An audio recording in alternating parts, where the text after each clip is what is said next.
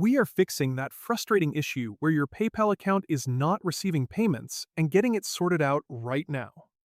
First, you need to log into your account and check the top right corner of your screen. Look for the gear icon to open up your settings. Scroll down to where it says Email Addresses. If you see an unconfirmed status next to your primary email, that is your problem.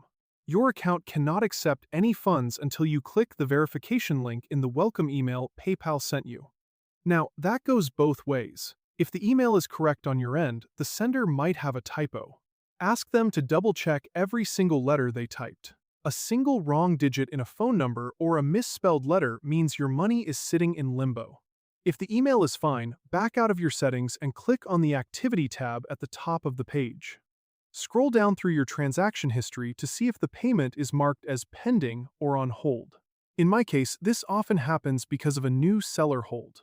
If you are new or your sales volume suddenly spiked, PayPal holds funds for up to 21 days to ensure buyer protection.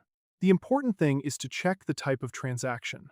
If someone sent the money as goods and services instead of friends and family, PayPal treats it as a business sale.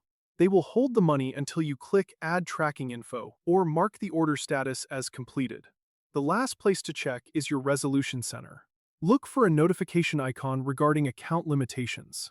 If PayPal suspects unusual activity, they will restrict your incoming payments until you upload a picture of your identity card. Finally, if you are using a pre-made website checkout button on your shop, check your website backend code. A common mistake is putting a typo inside the checkout button programming itself.